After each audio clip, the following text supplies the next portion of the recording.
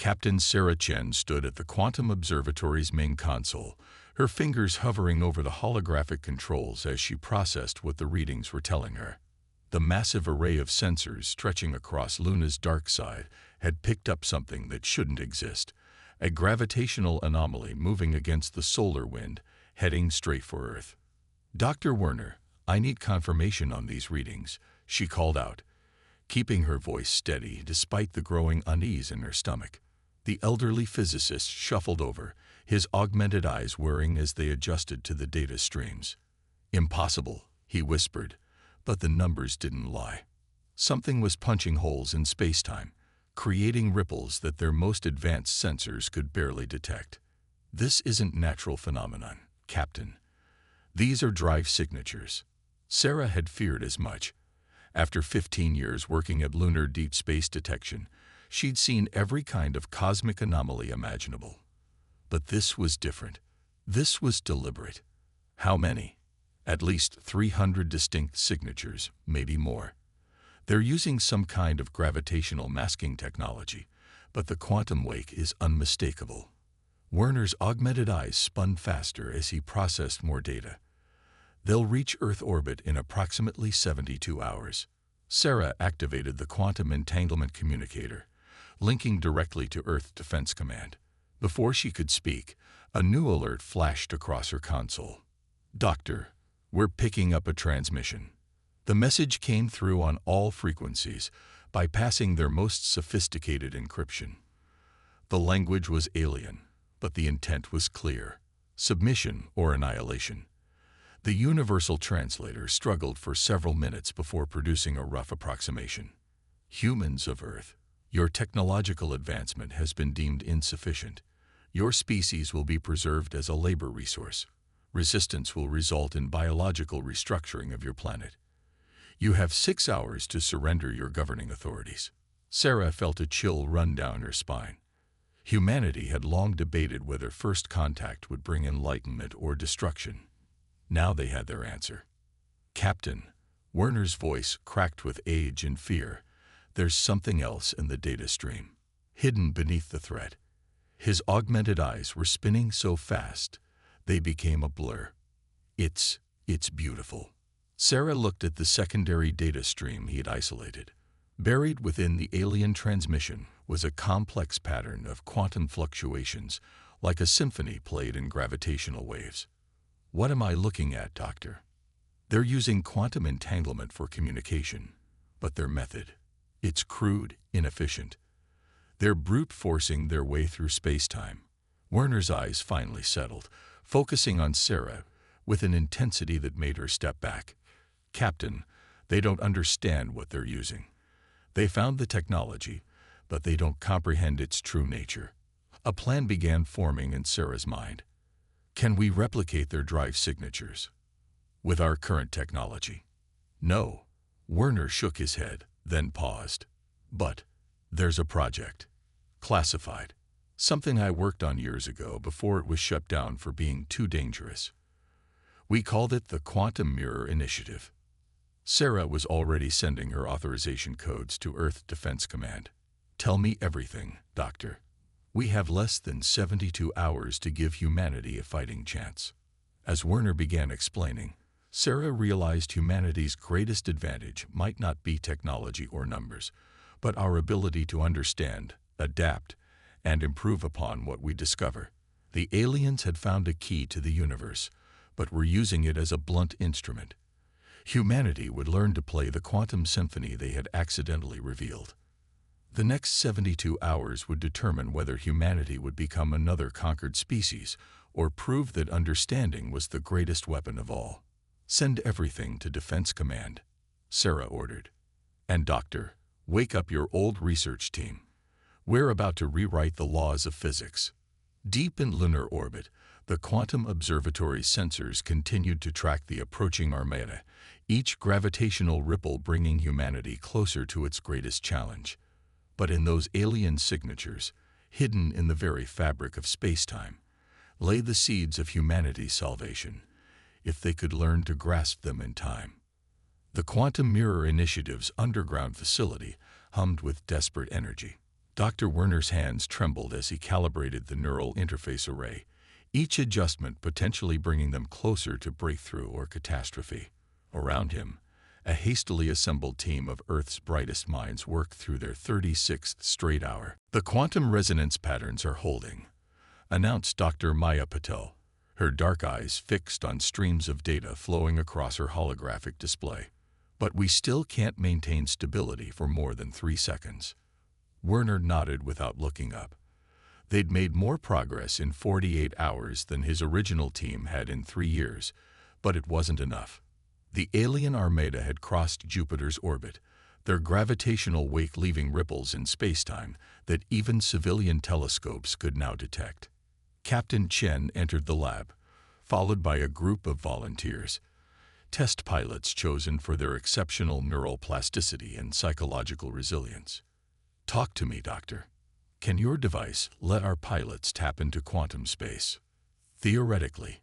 Werner gestured at the sleek neural interface helmets. "The aliens are using quantum entanglement like a sledgehammer, forcing their way through spacetime. But their transmissions revealed something extraordinary. Quantum space naturally wants to form connections. It's not about power, it's about resonance." "In English, Doctor," one of the pilots requested. Maya stepped in. "Imagine spacetime as a vast ocean of possibilities. The aliens are forcing their way through, creating massive disruptions. But we've learned that with the right frequency, the right touch, we could slip through quantum space with barely a ripple. And these will let us do that." Captain Chen picked up one of the neural interfaces. "If they don't fry our brains first," Maya said bluntly. "We're asking human consciousness to perceive and interact with quantum states. The mind wasn't designed for that." The lead pilot, Commander James Rodriguez, stepped forward. "How many test subjects have you lost?" Werner and Maya exchanged glances. "None," Werner admitted. "Because you're the first. We don't have time for proper trials." A heavy silence fell over the lab. The first alien ultimatum had expired hours ago. Their response had been to fire quantum torpedoes at major cities, weapons that had passed straight through Earth's most advanced shields. Only a desperate gambit by the lunar defense grid, overloading its reactors to create a gravitational disruption, had deflected the attack. "I'll go first," Rodriguez said, reaching for a neural interface. "Commander," Maya protested, "the risks are better than extinction." Rodriguez settled the device over his head.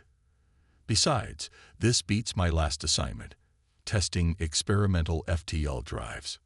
Werner began the initialization sequence. Quantum sensors tracked Rodriguez's neural patterns as the interface powered up. "Remember," Werner instructed, "don't try to force anything. Let your mind explore naturally. We're looking for resonance, not control." Rodriguez closed his eyes. For several seconds, nothing happened.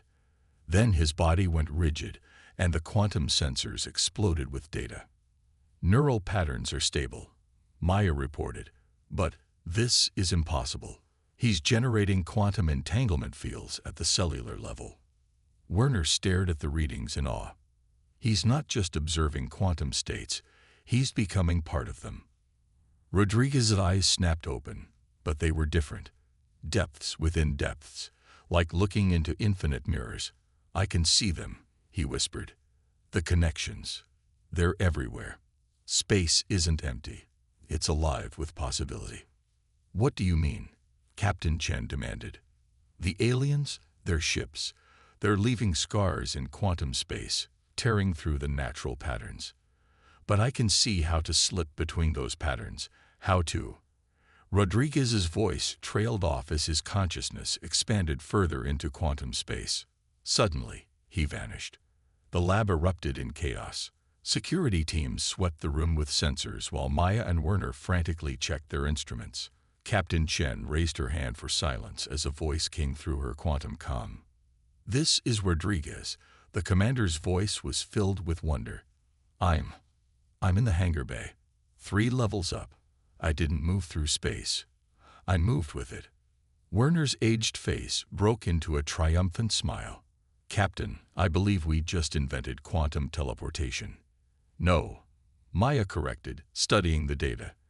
The aliens invented it. We just learned to do it right. She looked at the remaining pilots. Who's next? One by one, the pilots stepped forward, ready to merge their consciousness with quantum space itself. They had less than 24 hours before the alien Armada reached Earth. It wasn't much time to master the fundamental forces of reality. But then, humanity had always worked best under pressure. The orbital defense platform Sierra 7 had never been so crowded. 48 hours after Rodriguez's breakthrough, 30 pilots filled its observation deck, each wearing the refined neural interfaces that now pulsed with subtle quantum energies. Through the station's viewports, Earth hung like a blue jewel against the void, while distant flashes marked the approaching alien fleet. They're beautiful, aren't they? Rodriguez stood at the front of the group, his quantum-touched eyes reflecting impossible geometries. The other pilots nodded, sharing his altered perception. Through their neural interfaces, they could see the delicate quantum threads that connected everything in the universe. Maya worked nearby, adjusting each pilot's interface calibration. Remember, you're not forcing quantum space to obey you. You're learning its natural rhythms, becoming part of its flow. The pilots had discovered that each person perceived quantum space differently. For Rodriguez, it appeared as music, harmonies and rhythms he could conduct. Others saw it as flowing water, or dancing light, or abstract mathematics. But they all understood its fundamental nature. Quantum space wasn't just a void to be conquered, but a living dimension that responded to consciousness itself. Captain Chen entered with Werner, her expression grave. The aliens have deployed something new. Show them, Doctor. Werner projected a hologram of the enemy fleet. They've created a quantum suppression field. Any conventional ship trying to approach will have its atomic bonds destabilized. They're expecting us to fight conventionally, Rodriguez said, a slight smile playing on his face. They still don't understand what they're dealing with. The pilot group had been practicing relentlessly.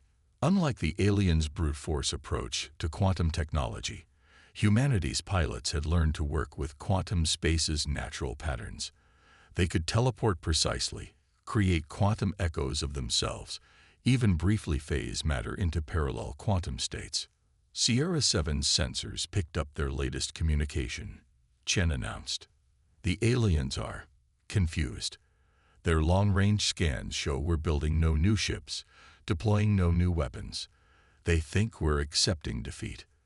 What they can't detect, Werner added, his augmented eyes spinning excitedly, is that each of you has become a quantum anomaly. Their sensors aren't designed to track consciousness itself. Maya approached with the latest neural interface modification. We've installed quantum resonance amplifiers. Working together, you should be able to create effects the aliens consider theoretically impossible. Rodriguez turned to his fellow pilots. Through their shared quantum perception, they could feel each other's determination, fear, and resolve. They gave us the key to quantum space without realizing it. Now we show them what humanity can do with it. A sensor operator's voice cracked over the intercom. Alien fleet accelerating. They'll reach lunar orbit in 3 hours. Time for one last test, Rodriguez announced. The pilots formed a circle, joining hands. Through their neural interfaces, they could see quantum possibilities spiraling outward, reality itself responding to their shared consciousness. Rodriguez began humming a complex pattern. Other pilots joined in, each adding their own harmony to the quantum symphony. The observation deck sensors went wild as space-time itself began to ripple around them. Captain Chen watched in awe as 30 human bodies began to glow with quantum energy, their forms becoming transparent, then solid, then multiplying into countless quantum echoes. The entire group vanished, reappearing instantly on the other side of the station. That's not possible, Werner whispered, checking his instruments.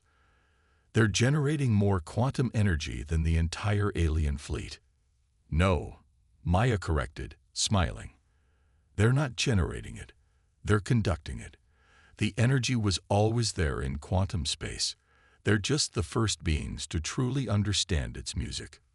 Rodriguez's group reappeared, their quantum echoes collapsing back into solid form. "We're ready, Captain. The aliens want to see humanity's response." His quantum-touched eyes flickered with possibility. "Let's give them a concert they'll never forget." High above, the alien armada approached with overwhelming force, their quantum-dry ships tearing crude holes in space-time. They never suspected that their prey had learned to do something far more dangerous than manipulate quantum space. Humanity had learned to dance with it. The alien fleet darkened Earth's skies, their massive ships casting shadows over continents. Supreme Commander Vextar of the Hegemony stood on his flagship's bridge, his crystalline sensory arrays processing data from 10,000 sensors. According to every reading, Earth was defenseless. No ships rose to meet them. No weapons powered up. Only silence answered their final ultimatum. Curious, he communicated to his command staff. "Our records show humans are typically aggressive when cornered. Begin the harvesting sequence." Quantum torpedoes armed across the fleet, ready to disable Earth's remaining infrastructure. That's when Vextar's sensors detected an anomaly. A single human on the hull of his flagship, standing as if gravity meant nothing. Commander Rodriguez smiled and waved at the bridge viewport. "Impossible." Vextar's crystalline form vibrated with shock. "Our quantum suppression field." Rodriguez vanished, leaving behind a quantum echo that spoke in perfect hegemony language. "Thank you for the lessons in quantum physics. We made some improvements." Across the fleet, alerts blared. Hundreds of humans appeared simultaneously on different ships, their forms flickering with quantum possibility. They walked through walls, passed through energy shields, existed in multiple places at once. "A trick," Vextar declared. "Holograms." Launched the torpedoes. The weapons launched, only to freeze in space as human pilots phased into quantum resonance around them. The torpedoes vanished, reappearing inside their original launch tubes. 30 ships disappeared in carefully contained quantum implosions. Maya's voice came through Rodriguez's quantum-linked consciousness. "The resonance amplifiers are holding. Their attempts to suppress quantum fields are actually giving you more energy to work with." The human pilots moved like dancers through quantum space, their consciousness stretched across dimensions the aliens had never imagined. Each pilot perceived the battle differently. Rodriguez conducted it like a symphony. Others flowed like water through the fleet's defenses. Some rewrote mathematical equations of reality in real time. "They're not fighting back effectively," Captain Chen observed from Sierra 7. "Why?" Werner's augmented eyes spun as he analyzed the sensor data. "Because they don't understand what they're seeing. Their quantum technology is programmed, rigid. They can't comprehend consciousness directly interfacing with quantum space." Vextar watched in mounting horror as his fleet's formations broke apart. Ships vanished and reappeared in impossible positions. Quantum drive cores detonated as human consciousness reshaped their fundamental functions. Most terrifying were the glimpses of human pilots moving through quantum space, their bodies transformed into pure possibility, existing everywhere and nowhere at once. "What are you?"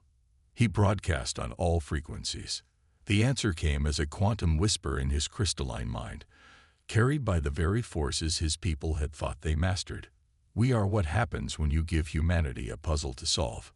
Your quantum technology showed us what was possible. Our consciousness showed us how to do it right." Rodriguez materialized on the bridge, his quantum-touched eyes reflecting infinite possibilities. Behind him, 29 other pilots phased into reality, their neural interfaces humming with power drawn from quantum space itself. "Your people found quantum technology," Rodriguez said softly. "But we understood it. Surrender your fleet, Supreme Commander. Let us show you what quantum space really is." Vextar's sensors detected more quantum anomalies forming throughout the fleet. Impossible energy readings suggested the humans were about to attempt something that defied the laws of physics themselves. In that moment, he realized his people's fundamental mistake. They had given humanity the key to quantum space, never imagining that consciousness itself could become one with the quantum realm. Now they faced not an inferior species, but beings who had transcended the very boundaries their technology could only punch through. The dance of quantum space was about to reach its crescendo, and humanity was leading. Vextar's flagship hung motionless in Earth orbit, surrounded by quantum echoes of possibility. The Supreme Commander's crystalline form refracted light differently now, as he observed the human pilots through transformed senses. His people had conquered 100 species using quantum technology. None had ever shown them what quantum space truly was. Your consciousness, Vextar communicated, his artificial language now tinged with wonder. It resonates with quantum space naturally. We never considered. Rodriguez stood at the center of the bridge, the other pilots arranged in a circle around him. Through their shared quantum perception, they could see the delicate threads of reality itself, vibrating like crystal strings waiting to be played. That's why you never fully mastered quantum space. Maya's voice came through their neural interfaces. You tried to dominate it with technology. We learned to become part of it. The battle had ended hours ago. Half the hegemony fleet had surrendered after watching human pilots rewrite the quantum laws their ships depended on. The other half had retreated through crude tears in spacetime, their quantum drives straining against forces they barely understood. But something else was happening, something even the humans hadn't expected. The quantum resonance is spreading, Werner reported from Sierra 7. Every human connected to a neural interface is beginning to show spontaneous quantum effects. It's like quantum space itself is reaching back to us. Rodriguez felt it. They all did. The neural interfaces had started as tools to perceive quantum space, but consciousness itself was evolving. Humanity was becoming something new. Your species, Vextar observed, is changing. We adapt, Rodriguez replied simply. It's what humans do best. And now we can show you something your sensors never detected. The pilots joined their consciousness more deeply, their quantum perception expanding beyond the local space around Earth. Through the natural resonance patterns of quantum space, they could feel other presences, ancient, waiting. There, Rodriguez gestured, and suddenly everyone on the bridge could see it through quantum-touched eyes. The galaxy was alive with quantum frequencies, songs written in the fabric of reality itself. Some were alien, some possibly artificial, all of them interconnected in ways the hegemony's brute force technology had never detected. The universe isn't empty, Maya whispered through the quantum link. Quantum space was never just a void to be conquered. It's the medium through which consciousness itself evolves. We're not the first to discover this. We're just the first in this part of space to understand it. Vextar's crystalline form resonated with new frequencies as understanding dawned. Our empire. We've been children playing with forces we didn't comprehend. Then learn with us, Rodriguez offered. Your technology gave us the key. Our consciousness showed us the door. Together, we might be ready for what's waiting out there. Above Earth, quantum space rippled with possibility. The neural interfaces were changing, becoming less technological and more symbolic as human consciousness naturally adapted to perceive quantum states. Humanity's next step was beginning, not a conquest of space, but a communion with it. Captain Chen watched from Sierra 7 as quantum flowers bloomed in vacuum, human consciousness painting reality with new colors of possibility. What do we do now? We explore, Rodriguez answered, his form flickering between quantum states. But not as conquerors or warriors. We go as students of the quantum symphony. After all, his quantum-touched eyes reflected infinite dimensions as he smiled. We've only heard the first note. In the depths of quantum space, ancient awareness stirred, recognizing new voices joining the universal symphony. Humanity had not just survived its trial by fire, it had transcended it, turning an invasion into an awakening. The dance of quantum space was eternal, and now had new partners who understood its true nature. The universe, they discovered, had always been waiting for those who could learn to dance with reality itself. And humanity, as always, proved to be very quick learners indeed.